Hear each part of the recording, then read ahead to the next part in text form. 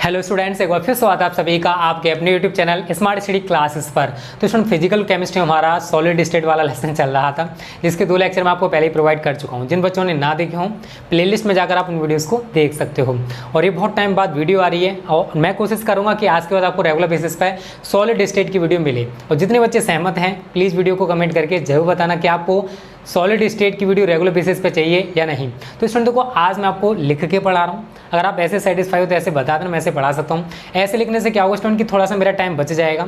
जो वीडियो आपकी जाती है ना 30-40 मिनट की, वो 20-25 मिनट पर सिमट जाएगी, जिससे मुझे एक्सपोर्ट और अपलोड करने में थोड़ा सा टाइम कम खर्च करना पड़ेगा। अगर आप ऐसे सहमत हो तो कोई दिक्कत नहीं, ऐसे पढ़ा देंगे। अगर वैसे चाहते हो जैसे हम पढ़ाते आ रहे हैं तो भी बता देना, जैसे आप बोलोगे वैसे पढ़ाया जाएगा। ओके, तो स्टूडेंट देखो, बात करते हैं। अभी तक हमने क्रिस्टलीय ठोस और अक्रिस्टलीय ठोस के बारे में बता दिया था, उनमें अंतर भी बता दिया था। आज हम आपको क्रिस्टलीय ठोसों का वर्गीकरण पढ़ाने वाले हैं। मतलब जो क्रिस्टलीय ठोस हैं उनको कितने भागों में बांटा गया है, तो उनके मध्य जो अंतराणुक बल होता है, क्रिस्टलीय ठोसों के मध्य क्या होता है, अंतराणुक बल, उसके आधार पर किन के बीच पाया जाता है, अवयवी कणों के बीच। तो हमारे जो क्रिस्टलीय ठोस हैं वो 4 प्रकार के होते हैं। आयनिक ठोस, सह संयोजक अथवा जालक ठोस, आणविक ठोस और है आपका चौथा धात्विक ठोस। आज मैं इन चारों को बहुत अच्छे से बताने वाला हूँ। कभी कभी टॉपिक पूछ लिया जाता है, इसलिए इसको पढ़ना भी ज़रूरी है। अब बात करते हैं स्टूडेंट, देखो मैंने यहाँ पर यही लिखा है कि क्रिस्टलीय ठोसों को उनके अवयवी कणों के मध्य उपस्थित इंटरमोलिकुलर फोर्स, अंतराणुक बल के कारण या के आधार पर निम्नलिखित 4 भागों में बांटा गया है। कौन कौन से 4 भाग हैं?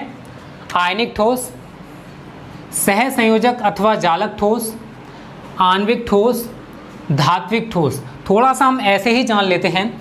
आयनिक ठोस जो है स्टूडेंट, वे ठोस होते हैं जिनके अवयवी कण आयंस होते हैं। परमाणु जिनके अवयवी कण होते हैं वो सह संयोजक अथवा जालक ठोस होते हैं। जिनके अवयवी कण अणु होते हैं उनको आणविक ठोस कहा जाता है। और जितने भी मेटल्स हैं वो धात्विक ठोस के अंतर्गत आती हैं। अब सबसे पहले डिस्कस करेंगे हम आयनिक ठोस के बारे में। आयनिक सॉलिड्स किसे कहते हैं? तो ऐसे ठोस जिनके अवयवी कण आयन या फिर कह सकते हो धनायन एवं ऋणायन होते हैं, आयनिक ठोस कहलाते हैं। तो मैंने यहाँ पर यही लिखा है कि ऐसे ठोस जिनके अवयवी कण धनायन एवं ऋणायन अर्थात आयन होते हैं, उनको हम आयनिक ठोस कहते हैं। और ये आयन परस्पर स्थिर विद्युत आकर्षण बल द्वारा एक दूसरे से जुड़े हुए होते हैं। जितने भी आयन्स हैं वो एक दूसरे से स्थिर विद्युत आकर्षण बल द्वारा जुड़े होते हैं। ठीक है, बंधे रहते हैं, जुड़े रहते हैं, कोई दिक्कत नहीं है। ये तो आयनिक सॉलिड्स हो जाएंगे। अगर हम इनकी प्रॉपर्टीज़ की बात करें, इनके लक्षणों की बात करें, इनके कैरेक्टरिस्टिक्स की बात करें, तो देखो प्रबल बलों की उपस्थिति के कारण जो आयनिक ठोस होते हैं वो कठोर होते हैं और भंगुर होते हैं। अगर नमक की बात करें तो कठोर होता है, लेकिन जब आप इसे किसी चीज़ से पीटोगे तो वो टूट जाएगा, तो भंगुर प्रकृति कहलाती है। तो कठोर हैं लेकिन भंगुर होते हैं, अर्थात तोड़ने पर टूट जाएंगे। और इनके जो गलनांक और क्वथनांक स्टूडेंट वो भी ज़्यादा होते हैं, गलनांक और क्वथनांक भी उच्च होते हैं। अब आप पूछोगे सर गलनांक किसे कहते हैं? तो जितने भी ठोस होते हैं अगर आप उनको गर्म करते गए तो जिस टेम्परेचर पर वो ठोस से द्रव में बदलने लगते हैं उसको हम कहते हैं गलनांक या मेल्टिंग पॉइंट। क्वथनांक किसे कहते हैं? तो जिस ताप पर कोई द्रव वाष्प अवस्था में परिवर्तित होने लगता है उसको हम कहते हैं वेपर पॉइंट या क्वथनांक। ठीक है, तो ये तो पहला पॉइंट हो जाएगा कि प्रबल बलों की उपस्थिति के कारण जो आयनिक ठोस हैं वो कठोर एवं भंगुर प्रकृति के होते हैं और इनके गलनांक व क्वथनांक भी कैसे होते हैं? उच्च। सेकेंड पॉइंट है, जो आयन है प्रत्येक आयन विपरीत आवेशित आयनों के द्वारा बंधा होता है या फिर जो घिरा होता है।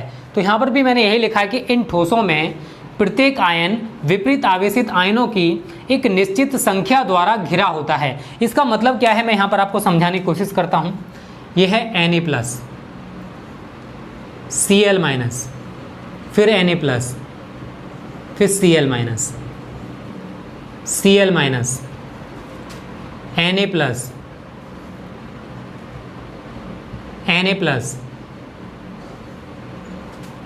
Cl-, Na+,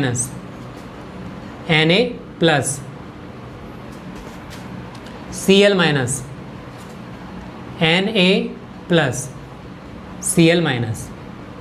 तो इस प्रकार से मैंने एक स्ट्रक्चर सा बना दिया।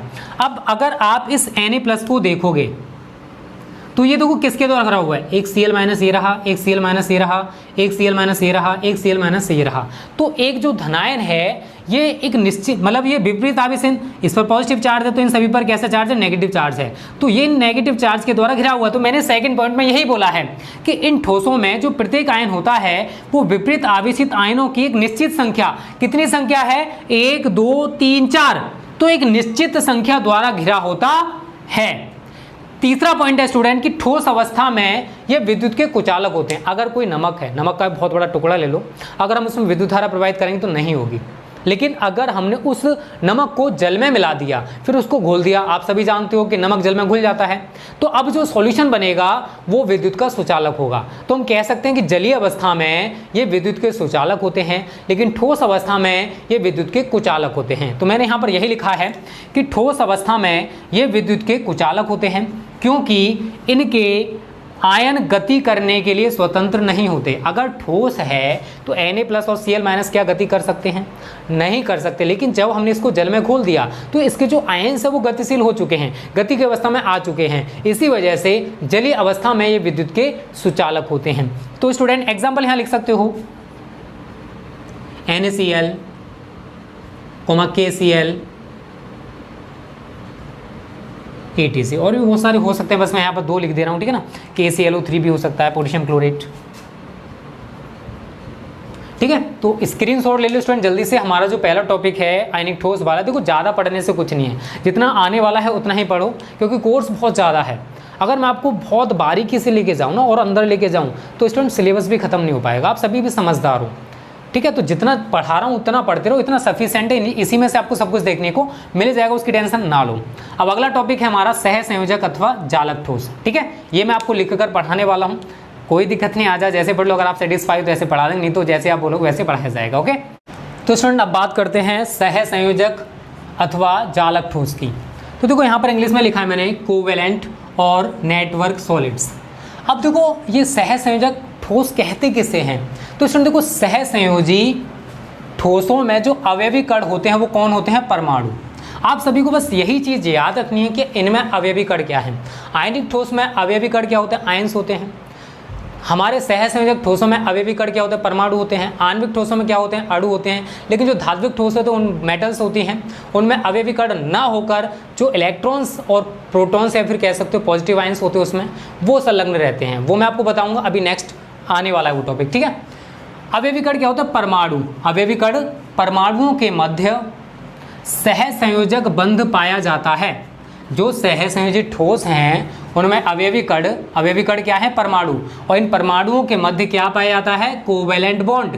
अब सहसंयोजक बंध क्या होता है, इनमें परमाणु आपस में साझा करते हैं। अगर एक परमाणु 1 इलेक्ट्रॉन दे रहा है तो दूसरा परमाणु भी 1 इलेक्ट्रॉन देकर आपस में साझा करेंगे, जिसको हम कहते हैं कोवेलेंट बॉन्ड। साझे से जो बंध बनेगा उसको सहसंयोजक बंध कहा जाता है, जिससे ये एक त्रिविम जालक, एक 3 डायमेंशनल कह सकते हो, 3 डायमेंशनल जालक का निर्माण करेंगे। और इसी जालक की वजह से, 3 डायमेंशनल जालक की वजह से लैटिस के कारण ये ठोस जो है स्टूडेंट वो अत्यधिक कठोर होते हैं। तो यहाँ पर क्या क्या चीज़ निकल के आती है कि सहसंयोजी ठोसों में जो अवयवी कण होते हैं परमाणु, इनके मध्य सहसंयोजक बंध पाया जाता है और ये त्रिविम संरचना का निर्माण करते हैं, त्रिविम जालक का निर्माण करते हैं, जिस वजह से स्टूडेंट ये अत्यधिक कठोर होते हैं। चाहे हीरा हो, चाहे ग्रेफाइट हो, ये स्टूडेंट अत्यधिक कठोर होते हैं, ठीक है।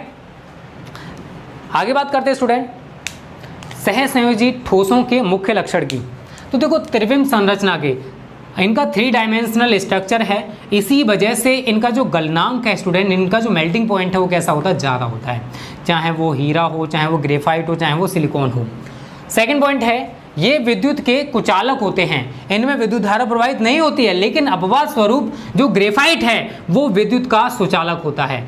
जितने भी सहसंयोजी ठोस होते हैं वो सभी विद्युत के कुचालक होते हैं, अर्थात उनमें विद्युत धारा प्रवाहित नहीं होगी। लेकिन अपवाद क्या है इसका, ग्रेफाइट में अपवाद स्वरूप विद्युत का चालन होता है, विद्युत धारा प्रवाहित होती है, ठीक है।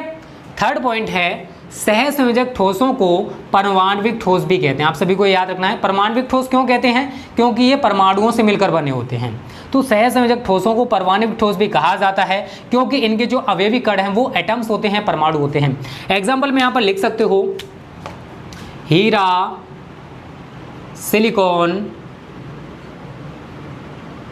Graphite, ETC।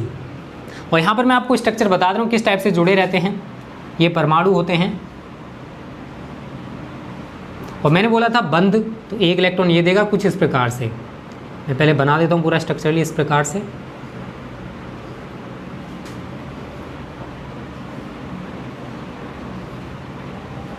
तो ये साझा कर रहे हैं इस प्रकार से, इनके बीच कोवैलेंट बॉन्ड जुड़ा हुआ है।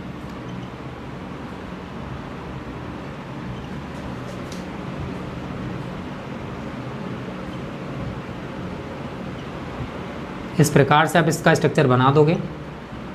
ये अवयवी कणों की व्यवस्था है किसमें? सहसंयोजक ठोसों में। लिख लेना, सहसंयोजी ठोसों में अवयवी कणों की व्यवस्था। और ये हमारे क्या स्टूडेंट? परमाणु हैं, एटम्स हैं। नीचे लिख लेना जो मैंने बोला है, ठीक है। कुछ इस प्रकार से आपका स्ट्रक्चर बन जाएगा। अब थर्ड पॉइंट है आपका आणविक ठोस, या फिर कहते हैं इसको मॉलिक्यूलर सॉलिड्स। तो ऐसे ठोस जिनके अवयवी कण क्या होते हैं स्टूडेंट? अणु होते हैं, उनको हम आणविक ठोस कहते हैं। जैसे H2 हो गया, H2O हो गया, ETC, जितने भी अणु हैं वो सभी आणविक ठोस कहलाएंगे। अब बात आती है H2, हाइड्रोजन। हाइड्रोजन स्टूडेंट क्या है? एक आणविक ठोस है। H2O, अब जल की बात मत करना, वो लिक्विड होता है। इसकी ठोस फॉर्म अर्थात हम बर्फ की बात कर रहे हैं, ठीक है। तो ये क्या है? एक आणविक ठोस है। अगर हम इनके स्ट्रक्चर की बात करें तो कुछ इस प्रकार से ये बना लेते हैं।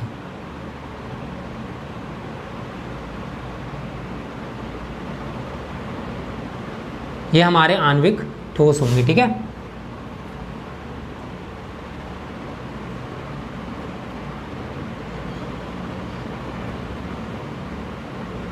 ये हमारे क्या है?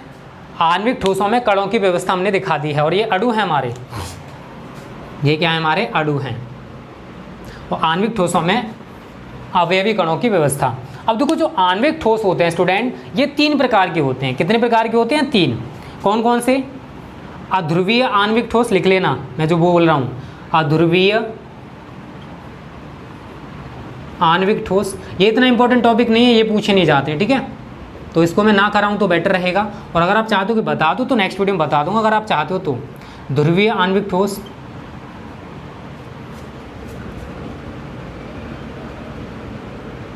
तीसरा है हाइड्रोजन आबंधित, हाइड्रोजन आबंधित आणविक ठोस,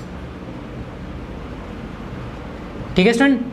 तो ये रहा हमारा अगला टॉपिक, यहाँ पर समाप्त हो चुका है कि जो सहसंयोजक या कोवेलेंट या नेटवर्क सॉलिड्स होते हैं किसे कहते हैं, इनके मुख्य लक्षण क्या हैं, आणविक ठोस किसे कहते हैं, इनके एग्जांपल्स में सारी चीज़ें करा चुका हूँ। ये इनका स्ट्रक्चरल हो जाएगा या अवयवी कणों की व्यवस्था हो जाएगी कि जो हमारे कोवेलेंट नेटवर्क सॉलिड्स होते हैं उनमें किस प्रकार से अवयवी कण लगे होते हैं, या फिर हमारे जो मॉलिक्यूलर सॉलिड्स होते हैं उनमें किस प्रकार से अवयवी कण लगे होते हैं। जल्दी से इसका स्क्रीनशॉट ले लो। अब हमारा लास्ट टॉपिक रह गया है धात्विक ठोस। इसी के साथ हमारी आज की वीडियो समाप्त हो जाएगी और नेक्स्ट वीडियो आप सभी के लिए बहुत ही ज़्यादा इंपॉर्टेंट होने वाली है, जो कि कल ही आएगी। अब आपको रेगुलर बेसिस पर हम सॉलिड्स की वीडियो देने वाले हैं, ठीक है। इसका स्क्रीनशॉट सभी ने ले लिया होगा और इस वीडियो को बता देना स्टूडेंट कि आपको किस टाइप से पढ़ना है, ठीक है। अगर आप ऐसे चाहते हो तो ऐसे पढ़ा देंगे, तो आपको जैसे हम लिख के पढ़ाते हैं वैसे पढ़ा देंगे, आप जैसे बोलोगे वैसे पढ़ाया जाएगा। अब लास्ट पॉइंट हेडिंग डाल लो, धात्विक ठोस।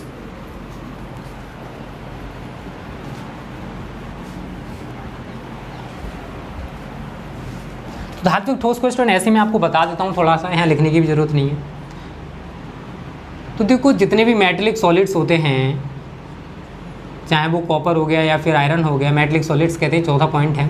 तो धात्विक सॉलिड से स्टूडेंट इनमें विद्युत धारा प्रवाहित हो जाती है, अर्थात कह सकते हैं विद्युत के सुचालक होते हैं। क्यों कहते हैं, क्यों होती है? क्योंकि जितने भी मेटेलिक सॉलिड्स हैं इनमें फ्री इलेक्ट्रॉन्स या मुक्त इलेक्ट्रॉन पाए जाते हैं। ये विद्युत के सुचालक होते हैं, इनमें फ्री इलेक्ट्रॉन्स होते हैं, ठीक है ना।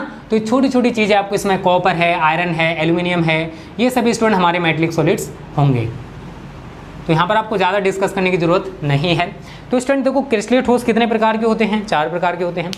आयनिक ठोस, सहसंयोजक तथा जालक ठोस, आणविक ठोस और धात्विक ठोस। तो इनको मैंने बता दिया किस प्रकार से आपको करना है।